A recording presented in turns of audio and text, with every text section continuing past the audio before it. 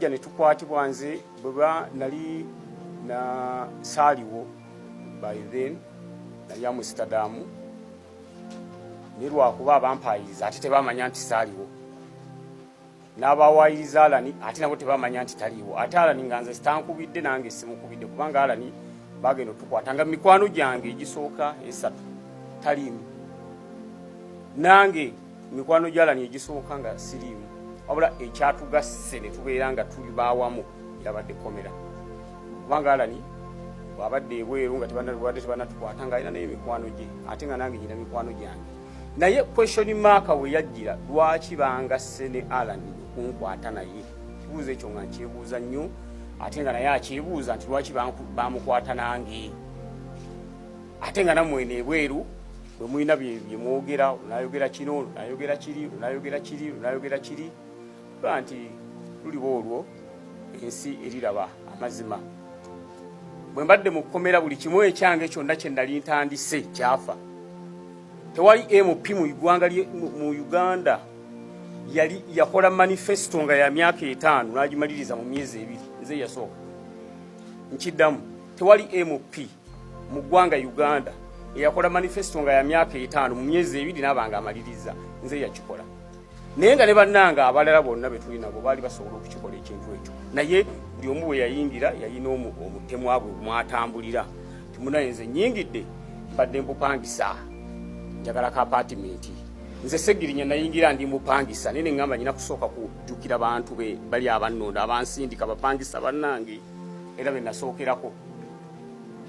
nemba nenkola bye balina okukola nentekawo segibox nentekawo ambulance nentekawo buli kimu nenkola buli kimu nenkola ekiyamba omuntu wa wansi kubanga nali nnoonya akalulu ebintu ebyo nabyogera ate ne mukama waffe president waffe Robert Kyagulanyi Ssentamu yatugamba tubeere n'enjawulo okwawukanako n'ababaka betusanze mu parliament y'eggwanga Uganda era nze kye nakola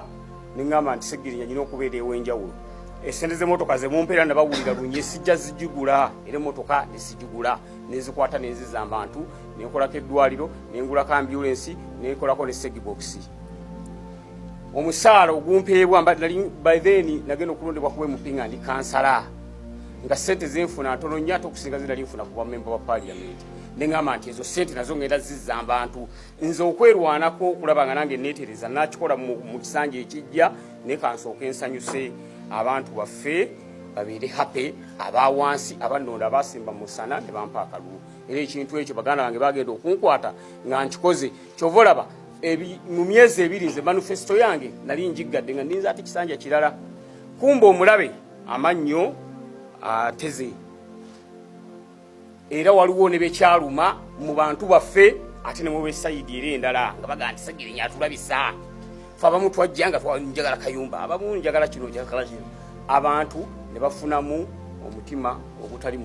mulungi kati ebintu bino bigenda okutugwako ne Alani netandika okwebuuza ebibuuzo lwaki nze kubanze ne bwembeera ku TV neraba omukyala nga akaaba tibangobye mu nnyumba enkya gyenkeera ekyanteesaawo eddwaliro kuyamba abantu butafa ate yateekawo eddwaliro kuyamba abantu obutafa ate abatta atya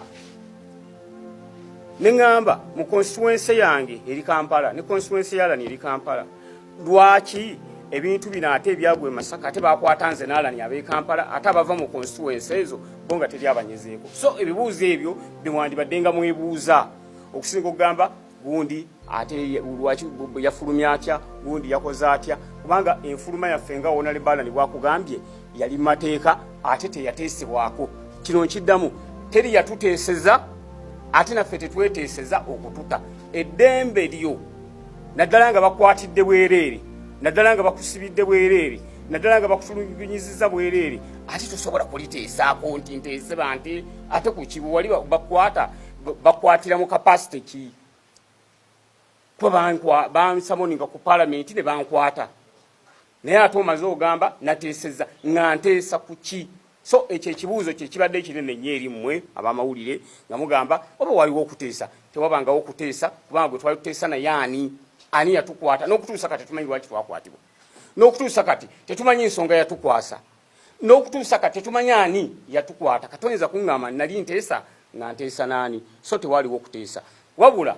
ekyatuteesa kanti bagamba olwaliro batemukimanyi ekyatuteesa kyali bwekiti ekyatuteesa ye pressure bannamawulire gye mwateekawo ekyatuteesa ye pressure bafuutu soja gye baateekawo ekyatuteesa ye international community okuteeka pressure ku ggwanga Uganda nti lwaki mukwatira abantu obwereere ate nga tukyalwana nabeffe twafulumye ne bannaffe abalala bakwatibwa bateebwe kubanga nabo tebalina musango abali mu kooti maasho n'abali mu kooti sendala nabo tusaba bateebwe nga ffe twateebwa nabo bateebwe kuba tebalina musango ekyatuteesa ekirala yembeera constituency zaffe abalonzi baffe abatuteeka mu parliament gye baateekawo ne bagamba ababaka baffe lwaki mwabakwatira obwereere ekirala kyatuteesa nga tewali bujulizi butuluma kitegeeza yatukwata yatuwaayiriza ye yafumba bufumbi kintu kye n'akiteekawo awo ate nga tekiriiko bujulizi kubanga mubadde mu kooti nga mujja ne be bagamba nti be batulumiriza baavaayo ne bagamba nti ffe baatukubanga miggo nga batugamba lumiriza Alani Ssewanyana bankubanga miggo nga baŋŋamba lumiriza Ssegirinya Muhammad kyekyankubyanga emiggo era ne bankaka nkole statement ey'obuki ey'obulimba kitegeeza n'abaana abo okuvayo ne bakonfesinga nti bannaffe naffe abo tetuba mu magye ate nga bwe kiri olaba nze n'Alani otugatta obugasi nga tutudde ku mmeeza tekisoboka kubanga ebbanga Alani lyabaddewo nange lyembaddewo wonna gumwe mumuwulidde tabadde nti mbeera naye kubanga emikwano gye emirala nange gibadde mirala naye ate oyinza atya okugamba kyojja tugatta ku bantu abalala ate be tutamanyi n'olwekyo ebyatuteesa byebyo pressure yammwe abamawulire amaanyi gammwe ge mwateekawo ne mugamba nti nedda abantu bano babakwatira bwereere era omulabe waffe ndowooza naye n'apondooka n'agamba nti munnange abantu bano nakkiriza